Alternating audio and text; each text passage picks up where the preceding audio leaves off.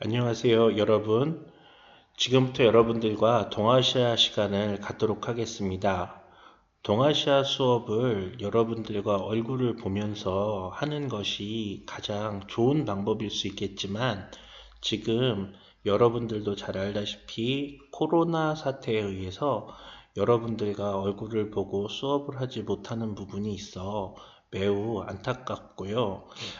여러분들과 빨리 만나서 얼굴을 맞대고 함께 동아시아사 공부를 함께 했으면 좋겠다라는 생각을 하고 있습니다. 어쨌든 뭐 상황이 이러니까 여러분들하고 만날 때까지 우리가 주어진 환경에 최선을 다해서 동아시아 공부를 해야 될 것 같습니다. 공부를 한다는 게 결국에는 무엇인가가 다 갖추어져서 할 수 있는 것은 아니라고 생각을 합니다. 지금 주어진 환경 속에서 여러분들이 최선을 다할 수 있다면 반드시 여러분들에게 좋은 성과가 있을 거라고 생각을 하고요. 비록 지금은 조금 어렵고 힘들겠지만 여러분들이 이 시간을 잘 활용했으면 좋겠다라는 생각이 듭니다.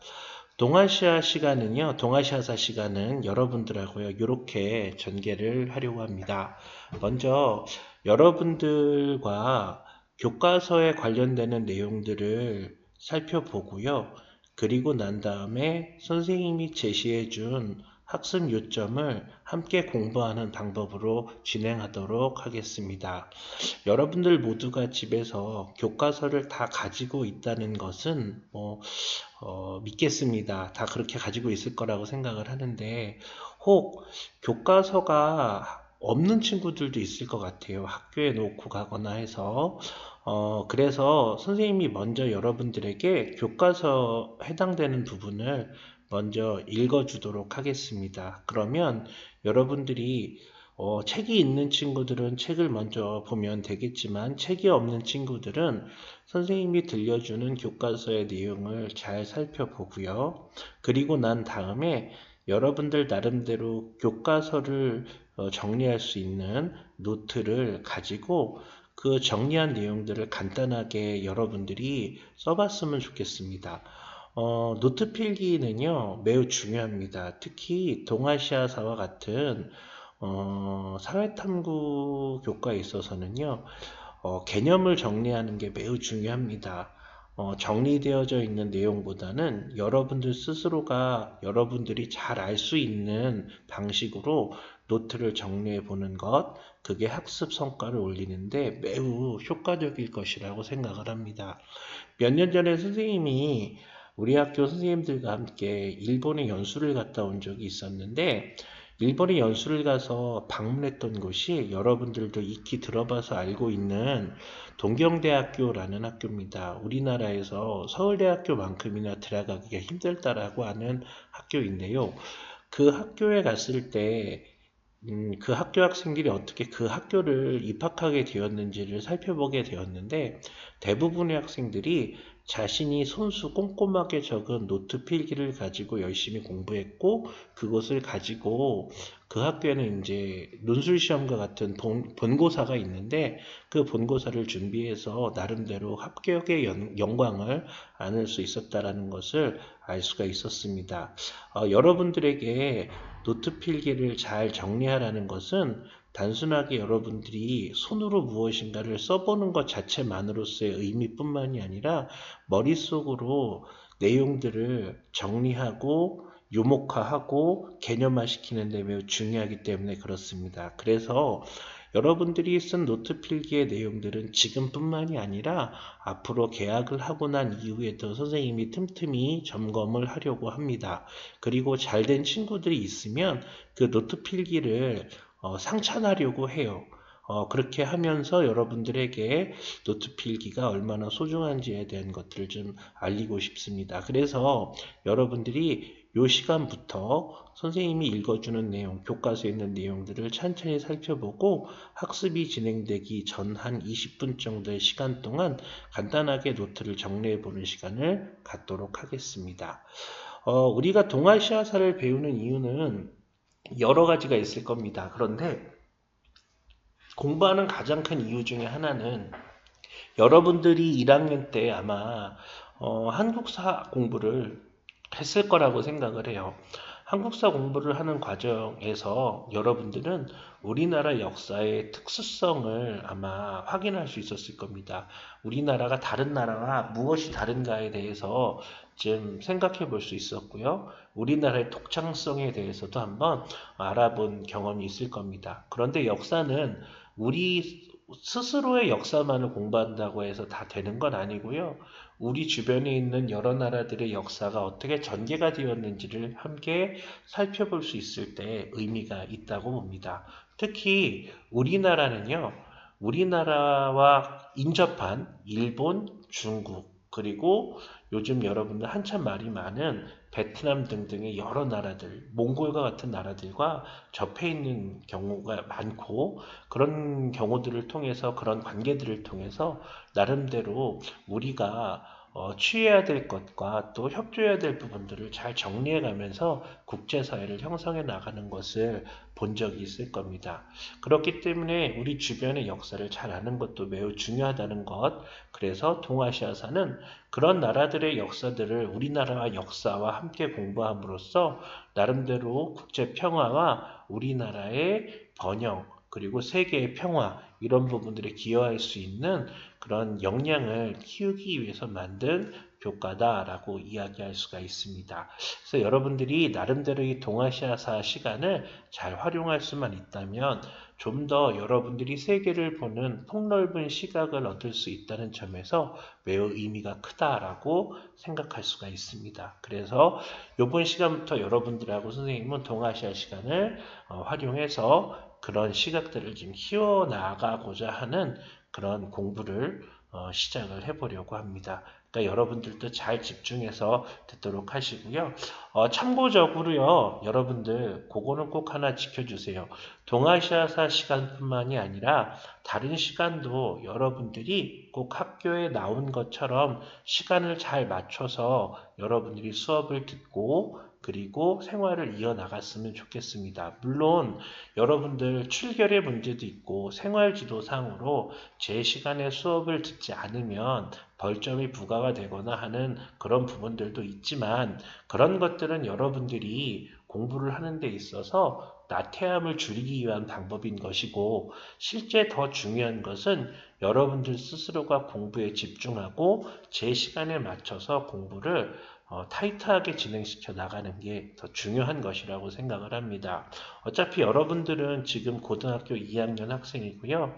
실제적으로 따지면 앞으로 한 1년여 정도의 시간밖에 남지 않았습니다. 그렇기 때문에 남들을 눈치를 보고 공부하는 건 옳지 않고요. 제대로 스케줄에 맞춰서 공부하는 습관을 기르는 게 매우 중요할 것이라고 봅니다.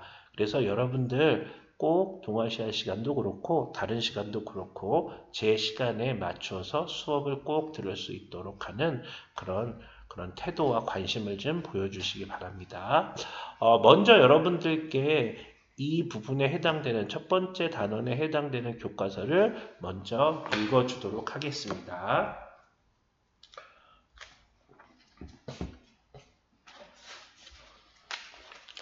자, 우리가 첫 번째 배울 단어는요, 11페이지 부분입니다. 동아시아와 동아시아 사람들, 요 부분부터 이제 여러분들과 이제 공부를 하도록 하겠습니다. 잘 듣고요, 여러분들 정리를 좀 해주시기 바랍니다. 여러분들에게 시간을 주겠습니다. 우리는 동아시아 세계의 일원으로서 일찍부터 동아시아를 무대로 여러 이웃 민족, 이웃 국가와 더불어 역사를 일구어 왔습니다. 그들과 교류하고 경쟁하는 가운데 정치, 사회, 문화적 발전을 이루고 민족의 정체성과 공동체 의식을 형성해 왔습니다. 동아시아는 동서로 일본 열도에서 티베트 고원, 남북으로 북부 베트남에서 몽골 고원에 이르는 넓은 지역을 일컫습니다. 역사 이래 한민족, 흉노족, 한족, 거란족, 일본민족, 몽골족, 만주족, 아이누족과 같은 다양한 종족과 민족이 활동하였으며 현재는 한국을 비롯하여 중국, 몽골, 일본, 베트남 등의 나라가 있습니다. 동아시아의 여러 민족과 국가는 정치, 경제적으로 서로 영향을 주고받는 가운데 유형, 무형의 문화를 공유하고 있습니다. 각 민족이 고유의 문자 체계를 갖추기 이전에 사용하던 한자, 중앙집권 국가 형성기의 중요성이 더해진 유교와 대승불교, 율령체계와 특유의 외교 형식인 조공책봉 관계 등이 대표적인 예라고 할 수가 있습니다. 12페이지로 넘어갑니다. 오늘날의 동아시아입니다. 오늘날 동아시아 국가 간의 관계는 더욱 긴밀해지고 있습니다.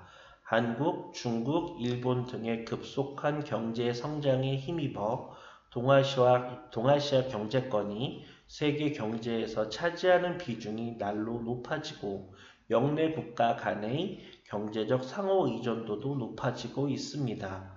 취업이나 결혼, 여행 등을 통한 직접적인 인적 교류와 문화산업 등을 통한 문화적 교류도 기하급수적으로 늘어나고 있습니다.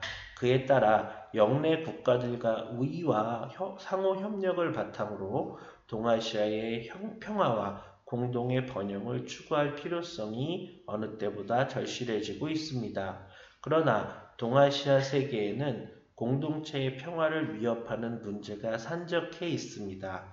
일본 제국주의 침략 전쟁과 그로부터 비롯된 식민 지배, 인적 수탈 등에 대한 사과와 배상 문제가 이 해결의 과제로 남아 있으며 영토 주권과 역사 인식의 차이를 둘러싼 각국 간의 갈등도 여전합니다.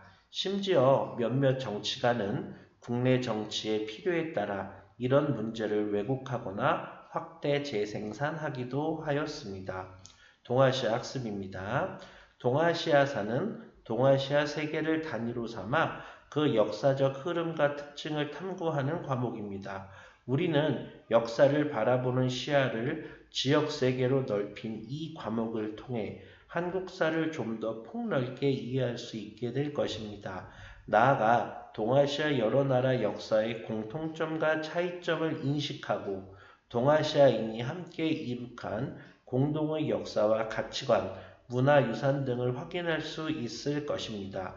이를 통해 동아시아의 여러 이웃나라 국민에 대한 신뢰를 회복하고 동아시아 세계가 당면한 문제들, 특히 각국 간의 역사 인식의 차이와 그에 따른 갈등 문제에 대하여 바람직한 해결 방안을 모색할 수 있기를 기대합니다.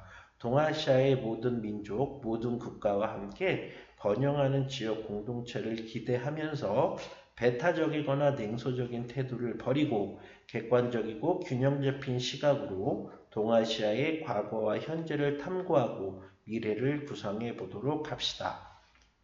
13페이지입니다. 동아시아의 자연환경입니다. 지형과 기후 부분입니다. 동아시아는 평균 해발고도 4,500m가 넘는 티베트 고원을 중심으로 북쪽과 동쪽으로 갈수록 점차 낮아지는 커다란 부채 모양의 지형을 하고 있습니다. 티베트 고원의 바깥으로는 해발고도 1000에서 2000m의 고원과 산간 분지, 사막 등이 분포하게 됩니다. 다시 바깥쪽으로는 해발고도 1000m 이하의 구름과 평원지대가 흩어져 있는데 중국 동부 지역과 한반도가 여기에 속합니다. 그리고 제일 바깥에는 황해, 동해, 남중국해와 같은 바다를 사이에 두고 일본 열도와 오키나와, 타이완 등이 여기에 해당이 됩니다. 동아시아에서는 열대에서 한대까지 다양한 기후가 나타납니다. 남중국해의 하이난 섬은 열대 기후대에 속하고 화중과 화남, 한반도 남부와 일본 열도의 대부분은 온대 기후대에 속해 있습니다. 화북 일부 지역과 몽골 고원 등은 건조 기후대, 한반도 북부와 만주, 홋카이도 등은 냉대 기후대에 속해 있습니다.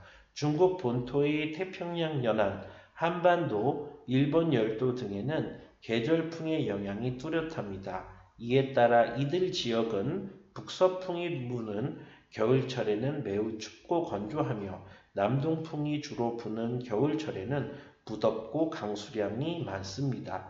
특히 여름철에는 이때 형성되는 장마전선이 이들 지역에 많은 비를 내리게 하여 식물의 성장에 도움을 줍니다. 14페이지 생업과 인구입니다. 기온과 강수량 등의 기후 조건은 동아시아 사람들이 생업과 주요 작물을 결정하는 데 큰 영향을 미쳤습니다. 열대와 온대 지역에서는 주로 농경이 이루어졌습니다. 대략 연 강수량 400mm가 넘는 곳에서는 농경이 가능하며 농경 지역은 다시 논농사 지역과 밭농사 지역으로 나뉘어집니다. 연 강수량 600mm를 넘는 중국의 친링 산맥과 화이허강 이남, 한반도 중남부와 일본 혼슈 이남 지역에서는 논농사를 지었습니다. 이보다 강수량이 적고 기온이 낮은 화이허강 이북, 만주와 한반도 북부, 홋카이도에서는 주로 밭농사를 지었습니다. 연 강수량 400ml에 미치지 못하는 곳에서는 유목이 발달하였습니다. 대싱안링 산맥에서부터 서쪽으로 뻗어 있는 초원지대, 티베트, 몽골 등의 광범위한 지역에서 유목이 이루어졌습니다. 한반도 동북부와 연해주 등지에서는 주로 수렵이나 어로가 이루어졌습니다. 동아시아 인구의 대부분은 만주와 한반도, 중국 본토, 일본 열도의 대도시에 거주합니다. 특히 황허강, 창장강을 따라 넓은 평원이 발달한 화북과 강남 지역은 동아시아의 전통적인 인구 밀집 지역입니다. 반면에 초원이나 사막이 발달한 티베트와 몽골 고원 등에서는 면적에 비해 인구가 매우 적습니다. 여기까지 여러분들 읽어줄 거고요. 나머지 부분은 여러분들 선생님이 한 3분 정도 시간을 줄 테니까 한번 정리해 보도록 합시다. 앞으로 여러분들에게요, 시간을, 요 노트를 정리하고 교과서를 볼 수 있는 시간을 좀 넉넉하게 드릴게요. 한 20분 정도의 시간을 여러분들하고 갖고자 합니다. 그러니까 그 시간에 여러분들이 나름대로 차근차근 책과 선생님이 읽어주는 교과서의 내용을 살펴보고 노트에 깔끔하게 정리를 해볼 수 있도록 해주시기 바랍니다.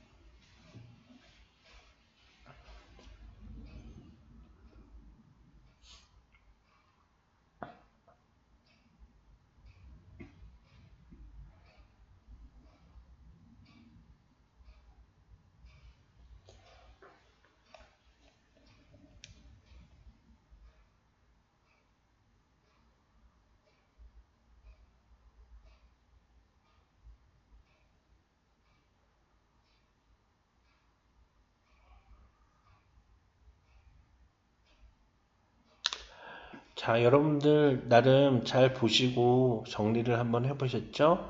잘 못한 친구들이 있다면 선생님하고 이제 공부하면서 하나하나 살펴보는 방법으로 하도록 합시다.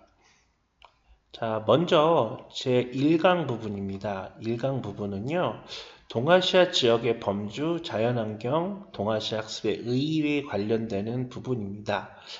제일 먼저 생각열기 부분이 나오는데요. 생각열기 부분에 나오는 그 부분은 우리가 일반적으로 얘기하는 아시아라고 하는 지역이 어떻게 나오게 되었는지에 대한 의미를 제시한 겁니다. 그 정리한 내용들을 보니까 아시아라는 그 지역은 해가 해가 뜨는 그러고 그런 곳을 의미한다고 얘기하는데 이 아시리아의 아스라고 하는 그 말에서 유래가 됐대요. 동아시아는 태평양과 아시아 대륙이 접하는 곳으로 계절풍 기후와 대륙성 기후의 영향을 받는 지역입니다. 이 지역의 사람들은 뭐뭐 등을 공유합니다. 이렇게 얘기가 됐는데, 아시아라고 하는 그 지역은요, 우리가 지금 이야기하는 일본, 중국, 그리고 한국 요 지역까지 확대된 범위로 불리지는 않았습니다. 이 지역은 과거에 그 일명 소아시아, 다시 얘기하면 현재의 터키 지역의 동쪽 지역, 아나톨리아 고원 있는 지역, 요 지역을 아시아라고 얘기를 했거든요. 그러니까 지금 불리는 의미의 아시아는 개념이 좀 넓어진 그런 곳이라고 이야기할 수가 있습니다. 로마 사람들도요, 아시아라고 하는 지역에 대한 그 지역적인 부분들은 좀 알고가 있었어요. 그래서 대개 보면은 로마에서는 과거에 리디아, 트로이아, 그리고 또 로마의 아시아주 주변, 그러니까 지금으로 얘기하면 예전으로 얘기하면 메시아, 리디아, 카리아 뭐 그런 지역. 그러니까 지금으로 따지면은 뭐 레바논 있고 그리고 또 이스라엘 있고 그 지역 있는 부분들까지를 이제 아시아라고 이야기를 했습니다. 그래서 지금은 조금 더 확대된 지역적 개념으로 불린다는 걸 여러분이 좀 알아두시기 바라고요. 문화적으로 아시아는 공유되어지는 부분들이 많습니다. 특히 이 동아시아 지역 같은 경우에 특히 그런 부분들이 많은데요. 여러분들도 들어서 알겠지만 뭐 한자를 사용한다거나 율령 체제를 가지고 통치를 했다거나 불교의 영향력이 컸다거나 유교가 발전되었다거나 뭐 이런 등등의 그런 공통적인 부분들을 가지고 있는 문화적 특징이 있다는 것을 알 수가 있지요.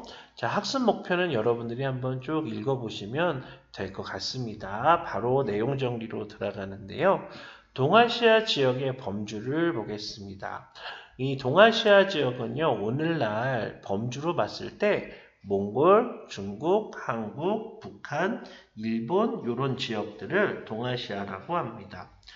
지리적 범위로서의 특징을 보면 이 지역들은 지리적 인접성이 크고 문화적 관련성도 높으며 역사적 경험을 공유하고 있다는 특징이 있습니다. 그리고 또 하나 현대에 있어서는요, 미래지향성을 공유하고 있는 것도 이제 공통점이다라고 할 수가 있겠죠. 지리적 범위를 봤을 때는 동쪽에서 서쪽으로는 일본 열도에서 티베트 고원까지, 남쪽에서 북쪽으로는 남중국의 북부 베트남 지역에서부터 몽골 지역까지 해당이 됩니다. 과거에 동아시아사를 공부할 때는요, 베트남사까지 모두 공부를 했었거든요.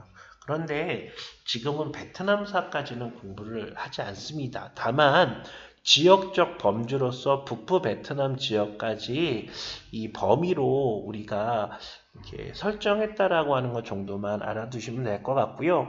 과거에처럼 베트남사의 내용까지 모두를 살펴볼 필요는 없을 것 같습니다. 주요 민족은 한족, 흉노족, 트루크족, 티베트족, 몽골족, 한민족, 일본민족 등이 주요 민족이며 공통적인 문화로는 한자, 불교, 유교, 율령 같은 공통점을 가지고 있습니다. 교류는 중앙아시아의 육로와 동남아시아의 해로를 통해서 활발하게 교류가 됐는데 여러분들 들어봤을 겁니다. 여러분들 혹시 한나라 시대 때 실크로드가 개척이 됐다는 건 들어본 적 있겠죠? 그리고 몽골 제국 있었던 시기 원나라 있을 때 바닷길을 통해서 많은 교역을 했다는 것도 들어본 적이 있을 겁니다. 그러니 아시아 지역은 과거에서 현재까지 끊임없이 교류와 교육을 통해서 발전된 지역이다라고 이야기할 수가 있습니다. 동아시아 지역의 자연환경을 보겠습니다. 지세는 티베트 고원을 중심으로 북쪽, 동쪽, 남쪽으로 낮아지는 부채 모양입니다. 그러니까는 서쪽에서 동쪽으로 넓게 퍼지는 지역이고요. 지세에 따르는 지역 구분 및 인구 분포를 보면 대체적으로 4개 구역으로 나누어서 설명하기도 합니다. 1구역은 4,500m 지역으로서 티벳고원, 그러니까 여러분들 아마 히말라야 산맥 있는 지역이다라고 하는 걸 알 수가 있겠는데요. 당연히 인구는 희박하게 살 수밖에 없겠죠. 이 지역 또한 고원지대입니다. 1000에서 2000m 정도의 지역이고요. 산간분지 사막 지역입니다. 그래서 인구가 희박하다라고 할 수가 있습니다. 3구역은 1000m 이하의 낮은 구릉지대며 평야지대에 해당이 되는데 전통적으로 인구 밀집 지역입니다. 그러니까 대표적으로 우리나라와 같은 곳을 들 수가 있고요. 제4구역은요, 섬지역입니다. 전통적인 인구 밀집 지역이다. 그래서 일본 이런 데가 대표적이다라고 할 수가 있습니다. 동아시아사를 공부하다 보면 여러분들이 지금 1, 2, 3, 4구역에 대한 이 지역을 막 외워서 지역이 몇 미터 이상이냐 이런 것들을 막 외워서 공부하려고 하는데 사실 이것은 딱 정해져 있는 것은 아닙니다. 대체적으로 해발 고도가 어느 정도 된다 정도를 가늠하기 위해서 제시해 준 것이지 더 중요한 것은 대개 보면은 아시아 지역을 크게 4구역으로 나누어서 인구가 밀집돼 있고 인구가 희박해 살고 있는 그런 지역들을 간단하게 표시하기 위한 것이라는 것 정도이니까 여러분들이 이 부분들을 너무 긴장해서 보거나 막 외우려고 할 필요는 없을 것 같습니다. 자, 기후를 봅니다. 대체적으로 기후는 대륙성 기후의 특징을 보입니다. 대륙 지표의 영향을 강하게 받는 기후인데요. 맑은 날이 많고 건조하며 기온의 연교차가 매우 심합니다. 그래서 겨울엔 춥고 여름엔 더운 특징이 나타납니다. 특히 계절풍의 영향을 많이 받습니다. 바람의 방향이 겨울에는 대륙에서 대양으로, 여름에는 대양에서 대륙으로 부는 특징들이 나타나게 된다라고 하는 거죠. 그리고 겨울은寒冷 건조하고 그리고 덥고 습한 여름이 나타납니다. 그래서 여러분들 이런 특징들은 아마 중학교 때도 고등학교 때도 여러분들 아마 지구과학에 관련되는 부분들을 간단하게 배웠을 것이고 특히 1학년 때 아마 지리 뭐 이런 거에 관련되는 것을 사회 시간에 공부했었을 것 같기도 한데 어쨌든 그런 부분들을 잘 참고해서 공부를 하시면 될 것 같습니다. 그 다음 페이지 넘어가도록 합니다. 자, 장마전선에 관련되는 내용이 나옵니다. 장마전선은요, 왜 생기냐 하면, 사실 공기의 온도차, 압력차, 이런 특징들 때문에 이제 나타나게 됩니다. 그래서 차가운 공기와 따뜻한 공기가 만나는 곳에 전선이 생기고, 그 형성된 전선에서 이슬점 온도 이하로 온도가 낮아지면서 이제 습기가 이제 물방울로 이제 생성이 돼서 비가 쏟아지는 그런 특징들이 나타나는 것을 장마전선의 영향이다 이렇게 얘기할 수가 있습니다. 형성은 여름철에 북태평양 기단과 오츠케 기단이 만납니다. 이 둘 다 다습한 기단인 건 분명하지만 북태평양 기단은 고온이고요. 오츠케 기단은寒冷입니다. 그래서 이 기단이 만나서 많은 비를 뿌리게 됩니다. 자, 이 장마전선은요, 토지를 집약적으로 이용하는 데 도움을 줍니다. 특히 우리나라에 있어서는 벼농사 짓는데 적절한 시기에 물을 공급해 줄 수 있기 때문에 장마전선은 매우 중요한 존재라고 할 수가 있습니다. 그래서 거기 보면은요, 거기 생업과 주요 작물 한번 보세요. 지형, 기후 등에 의해서 이게 결정이 되는데, 벼농사 지역은 연중 기온이 높고 강수량이 많고, 이 지역은 한반도, 중남부, 일본 열도, 양쯔강남, 밭농사 목축을 하는 지역은 기온은 낮고 강수량이 적은 곳, 화북, 만주의 남부, 한반도 북부, 유목을 하는 지역은 연중 건조하다. 구릉 평원지대. 그래서 목축과 유목을 여러분들 좀 헷갈릴 수가 있는데 목축은 가축을 키우는 것에 집중한다면 유목은 떠돌아다니면서 가축을 키우는 겁니다. 그래서 목축은 이동거리가 그렇게 길지 않습니다. 하지만 유목은 이동거리가 길다고 할 수가 있겠네요. 자, 그 밑에 동아시아사 학습의 의의를 살펴보도록 하겠습니다. 동아시아 학습의 의의입니다. 우리 민족과 동아시아사. 동아시아 문화권 형성인데요. 교류를 통해서 동아시아 지역은 문화적 자산을 함께 공유하는 특징을 보입니다. 동아시아 문화권의 공통 요소를 한다면 한자, 불교, 유교, 율령체제 등이 있습니다. 그 밖에 동아시아사 관련돼서 여러분들 들어서 알겠지만 여러분들 전통적 외교 관계라 해서 조공과 책봉 관계라는 것도 들어본 적 있죠? 그러니까는 이 조공과 책봉 관계는 동아시아 지역의 관계성에 관련되는 외교에 해당되는 대표적인 그런 특징이라고 할 수가 있습니다. 동아시아의 현재 모습입니다. 경제적으로 상호 의존도가 점차 증가가 됩니다.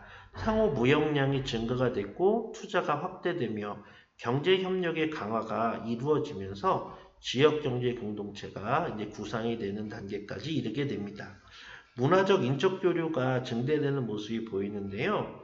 문화 교류가 활발하죠. 그래서 요즘에 여러분들 들어봐서 알겠지만 한류 문화 같은 것들이 활발하게 전개된다는 거 들어본 적 있을 겁니다. 그리고 요즘에 국제 결혼이라든지 해외여행 그리고 해외 근무에 파견이 돼서 우리나라뿐만이 아니라 일본이나 중국에 나가서 사는 사람들도 존재를 하고요. 반대로 우리나라에 들어와서 그런 삶을 사는 사람들도 존재를 합니다. 갈등도 존재를 하죠.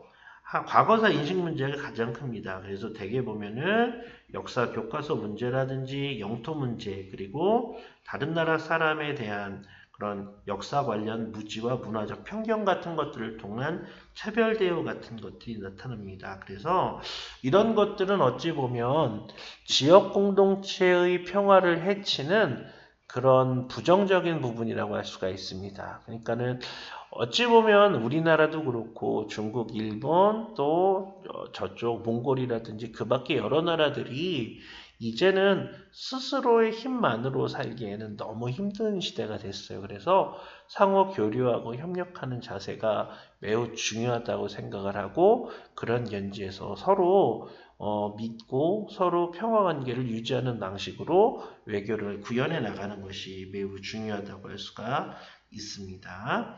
그래서 동아시아 학습의 의의를 좀 살펴보겠습니다. 동아시아의 특징입니다.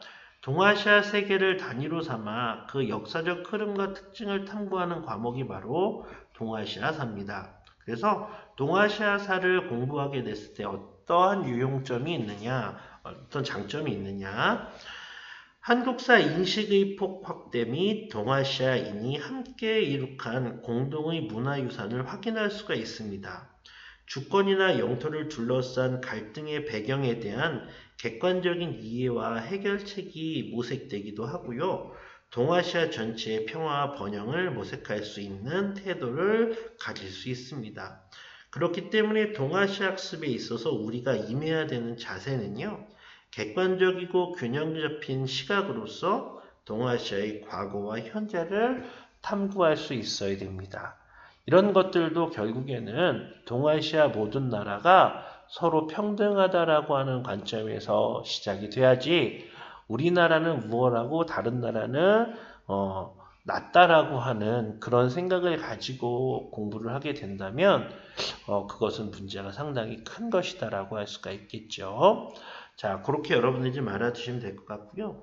그 밑에 한눈에 쏙이라고 해서 동아시아 학습의 시작, 그래서 선생님이 정리를 해놓은 부분들이 있을 겁니다. 그런 부분들을 여러분들이 잘 참고를 하셔서 동아시아사 공부를 할 때 여러분들이 잘 알아두시는 그런 그 팁으로 좀 생각을 해주시면 좋겠습니다. 거기 왼편에 보면 배타적 민족주의에 관련되는 게 나오죠. 역사에 있어서, 역사학습에 있어서 가장 중요한 것 중에 하나가 이런 배타성을 배제하는 겁니다. 우리 민족만 우월하다라는 생각을 가지고 공부를 하는 건 매우 위험하기 때문에 그런 부분들을 좀 피해 나가는 방향으로 공부를 진행시켜 나가면 좋을 것 같습니다. 여러분들하고요, 다음 페이지 한번 보겠습니다. 다음 페이지에는 생각하기 부분이 있습니다. 거기 보면은 동아시아의 국가 개요, 그래서 2008년도 현재 그래서 나오죠. 크게 바뀌지는 않았습니다. 다만 조금 차이가 날 수 있는 것은 뭐냐면요, 인구가 조금 차이가 있을 겁니다. 그 정도는 여러분들이 좀 확인을 좀 해주셔야 될 것 같아요. 먼저 대한민국입니다. 대한민국은 온대와 하계 다우 지역이고요. 지형은 주로 구름과 산지, 서부와 남부엔 넓은 평야가 자리 잡고 있습니다. 인구는 약 한 5천만 정도 되는 것 같네요. 자, 조선민주주의인민공화국입니다. 면적을 보면 우리나라보다 좀 더 넓다라고 하는 걸 알 수가 있죠. 이유는 북한이 우리나라보다 산간지역 있는 쪽, 함경도 지역 있는 쪽의 영토가 좀 더 넓기 때문에 그렇습니다. 온대이면서요, 하계 집중 강우가 나타나는 특징이 보입니다. 주로 구름과 산지로 형성이 되어 있는데 서부는 넓은 평야가 자리 잡고 있고 동부는 그냥 평야 지역입니다. 그러니까 동부 지역은 산간 지역과 평야 지역이 고루 이렇게 분포되어 있고요. 저 북동쪽, 저 북쪽으로 넘어가는 지역은 여러분들 잘 아는 개마고원이라는 거 들어본 적 있죠? 그런 그 높은 산지로서 이제 형성이 되어 있는 지역입니다. 인구는 약 한 2,300만 원, 3천만 정도가 됩니다. 그래서 우리나라하고 북한하고 인구를 합치면 아직 1억이 되지는 않습니다. 그렇기 때문에 어쨌든 간에 우리나라와 북한이 이제 통일이 되고 나라의 이런 범위가 커지고 하는 그런 과정이 좀 필요할 것 같습니다. 여러분들 입장에서는 지금도 살기 좋은데 왜 통일을 하려고 하지라고 생각하는 친구들도 있겠지만 우리나라의 인구와 영토 이런 것들은 우리나라가 지금에서 더 성장하는 데 있어서 제한적인 측면이 있습니다. 그렇기 때문에 하나의 민족이라는 의미에서도 통일은 이루어져야 되지만 반면에 뭐 경제적인 사회적인 이점에 있어서도 통일이 이루어지게 되면 매우 우리에게 장점이 많습니다. 그래서 통일은 꼭 이루어져야 된다라고 생각을 하시면 될 것 같아요. 자, 중화인민공화국인데요. 중국입니다. 영토는 우리나라보다 엄청 넓죠. 열대에서부터 냉대까지 다 분포가 되어 있습니다. 서부는 산과 고원, 사막이 분포하고 되고 동부는 평원, 삼각주 구름 다양한 게 나타나게 되죠. 인구는요, 거기 뭐 13억 이렇게 돼 있는데 더 되는 것 같습니다. 요즘 더 늘어났어요. 자, 일본입니다. 일본은 참 긴 나라입니다. 영토도 우리나라보다 훨씬 더 넓은 나라이기도 합니다. 열대부터 한대까지 다 나타나고요. 주로 구름과 산지, 아직도 화산이 활동하고 있는 나라이기도 합니다. 몽골은 건조합니다. 대륙성 기후이고요. 준사막과 사막 지역이 있고요. 초원이 형성되어 있습니다. 서남부의 산지 그리고 서남부에 이제 뭐 이런 것들이 이제 산재되어 있고요. 중남부의 고비 사막 같은 게 이제 나타나게 되죠. 자, 인구는 한 3천만이 채 안 되는 한 300만? 3천만이 아니라 300만 조금 더 넘는 것 같습니다. 베트남 사회주의 공화국이 이건 여러분들 선생님이 색깔을 좀 칠해 놨죠. 시험에 나오진 않지만 그냥 간단하게 여러분들 한번 봐주시기 바랍니다. 거기 동아시아의 지역 분포 해갖고요. 아까도 얘기했던 부채꼴 모양의 분포 여러분들한테 제시를 해줬을 겁니다. 그러니까 요거는 여러분들 그냥 지역 구분 정도로 그냥 여러분들이 요렇게 나는구나 정도로만 생각해 주시고요. 이게 절대적이지는 않습니다. 절대적이지는 않으니까 여러분들이 그거는 참고하셔서 이해해 주시면 될 것 같고요. 어쨌든 높은 지역과 동쪽의 낮은 지역의 형성을 보면 이 부채꼴 모양으로 점차 낮아지는 모습이 보여진다는 것을 여러분들이 확인할 수 있을 것입니다. 자, 그 다음 페이지 한번 볼게요. 생각하기. 장마전선에 관련되는 부분인데요. 장마전선이 사람들의 생업에 어떤 영향을 끼칠까 해서 나오는 부분이 있죠. 요거 한번 읽어보도록 하겠습니다. 여름철에는 태평양에서 불어오는 고온다습한 바람이 오츠크해에서 발달한 한냉다습한 공기와 충돌하여 만들어내는 장마전선의 영향을 받아 많은 비가 내립니다. 장마전선은 양쯔강에서 한반도 중부, 홋카이도를 잇는 선 이하에서 집중적으로 비를 뿌린 후 북쪽으로 올라가면서 소멸하는데 전통적으로 이 선이 대략 벼농사의 북방 한계선과 일치하며 이 선 아래에 있는 대부분의 지역에서 이모작이 이루어집니다. 반면 장마전선의 영향이 미치지 않는 내륙부에는 연간 건조한 편서풍이 우세하여 1년 내내 강수량이 적어 밭농사나 목축이 주로 이루어졌다는 거. 그래서 여러분들 장마전선이 5월 30일, 6월 1일 요 무렵에서부터 이제 점차 시작이 돼서 7월 말까지 이제 쭉 이어지는 걸 볼 수 있을 거예요. 그래서 장마전선이 이제 북상에서 끝나게 되면 그때부터는 우리나라가 굉장히 날씨가 더워지거든요. 그래서 여러분들 아마 가족들하고도 한번 놀러 가게 되고 그런 거 보면 7월 말에서 8월 초로 여러분들이 바캉스 계획 잡아서 가고 그랬던 이유가 바로 이 장마전선과 밀접한 영향이 있기 때문에 그런 부분들과 연계해서 여러분들이 여행 날짜를 잡기도 했던 기억이 아마 있을 겁니다. 우리나라 여름철에는 굉장히 덥죠. 그래서 한 가지 뭐 이런 더위 때문에 여러분들 남부 지역에서는 넓은 대청마루 같은 게 크게 유행한다는 거 여러분들 아마 경험해 보신 적도 있을 겁니다. 대청마루에 올라가서 자면 굉장히 시원하겠죠. 그런 장점 같은 것들을 살리기 위한 건축 이제 나타나게 되고요. 북쪽 같은 경우에는 건축 자체가요, 덥다기보다는 더운 날이 얼마 이제 좀 짧죠. 그렇기 때문에 이제 눈이 많이 오거나 추위가 많이 오기 때문에 대체적으로 이제 폐쇄적인 가옥의 구조를 많이 갖는 그런 특징을 보이게 됩니다. 그리고 여러분도 잘 알다시피 저기 울릉도나 이런 데는 우대기라고 해서 집 주변에 담을 쌓아서 사람이 움직일 수 있는 그런 통행로도 만드는 건축 그런 시설 같은 것들도 여러분들이 아마 본 적도 있을 것이고 이야기를 들어본 적도 있을 겁니다.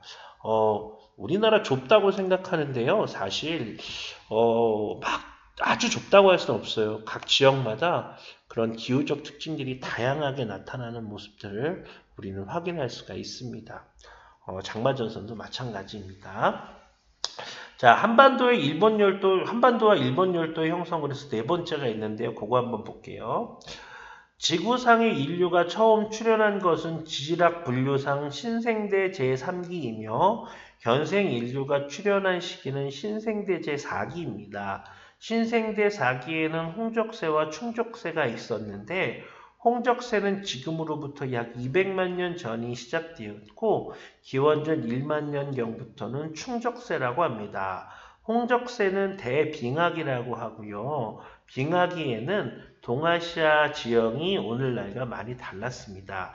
일본 열도는 사할린 한반도와 육지로 연결되어 있었고 동해는 바다가 아니라 육지에 둘러싸인 호수와 같았습니다. 기원전 1만 년 무렵 충적세가 되면서 기온 상승에 따라 빙하가 되고 녹으면서 해수면이 크게 높아지게 됩니다. 이에 따라 한반도 서쪽 지역으로 바레만과 황해, 동중국해 등이 생겨났고 일본 열도도 섬으로 바뀝니다. 그 결과 동아시아는 오늘날과 같은 해안선 지형을 갖추게 되었다라고 합니다. 그래서 여러분들 우리나라의 해안선은요, 빙하기의 영향, 그 빙하의 영향을 많이 받습니다. 그래서 날씨가 따뜻해서 빙하가 많이 녹았을 때는 해안선이 육지 쪽으로 올라오고요.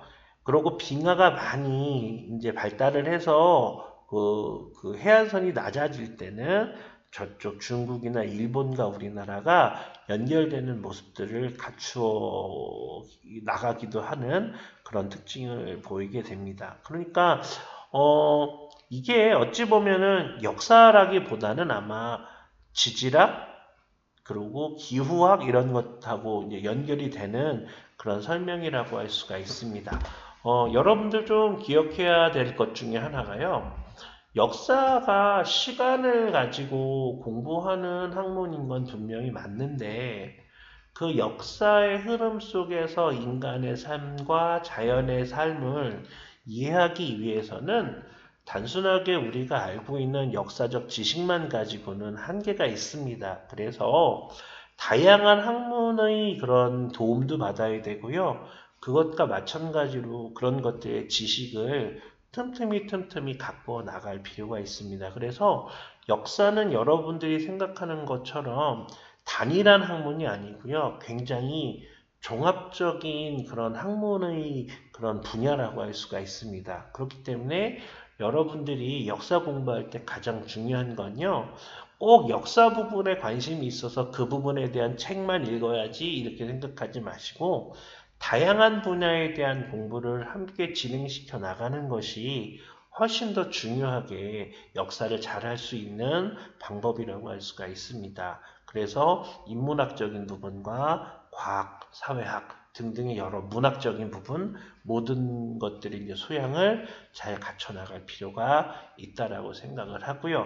그렇게 되면 역사 공부하는 게 지금 여러분들이 공부하는 것보다 훨씬 더 재밌게 공부를 할 수 있는 그런 요소들이 될 수 있으니까 여러분들이 그런 부분들은 잘 생각을 해서 열심히 다른 분야에 대한 관심도 가졌으면 좋겠습니다. 어쨌든 여러분들하고요 오늘 첫 시간이었고요. 1강은 이런 식으로 해서 정리를 좀 하려고 합니다. 다음 시간부터는 여러분들하고요 아마 내용을 가지고 공부를 하는 부분들이 좀 많을 거고요. 오늘은 첫 시간이기 때문에 여러분들의 그런 공부나 이런 부분에 대한 서설이 굉장히 많았습니다. 어쨌든 다시 한번 얘기하지만 여러분들하고 나머지 온라인 학습을 하고 있는 이 시간 동안 나름 알찬 그런 수업이나 공부가 될 수 있기를 바라고요. 그리고 또 여러분들도 지금 학교에 있다라는 생각을 가지고 열심히 공부를 같이 해 나갔으면 좋겠습니다. 매일매일 선생님이 전화해서 여러분들 깨웠는지 안 깨웠는지 공부를 하는지 안 하는지 살펴보는 것도 중요하겠지만 그런 것들보다 여러분들이 먼저 스스로 잘 알아서 잘 공부를 할 수 있다면 아마 선생님이 생각하기에는 뜻하지 않은 경험으로 좀 더 좋은 그런 결과와 성과들을 얻을 수 있기 때문에 이런 것들을 잘 활용하셨으면 좋겠습니다. 그래서 여러분들 그런 부분들을 좀 감안하셔서 다시 한번 잔소리겠지만 함께 공부를 좀 잘 해 나가 주시면 감사하겠다는 생각이 듭니다. 다음 시간에는 제 2강 부분을 나갈 것이고요. 이 부분과 연결되는 부분으로 여러분들에게 이제 설명을 하게 될 겁니다. 아마 인간의 삶의 모습들이 중심이 돼서 이야기가 전개가 될 부분이니까 여러분들이 미리 교과서를 한번 읽어보셔도 좋고요. 좀 예습을 좀 해서 함께 유종의 미를 거둘 수 있도록 했으면 좋겠습니다. 오늘은 여기까지 할 거고요. 여러분들 힘내십시오. 다음 시간에 뵙겠습니다.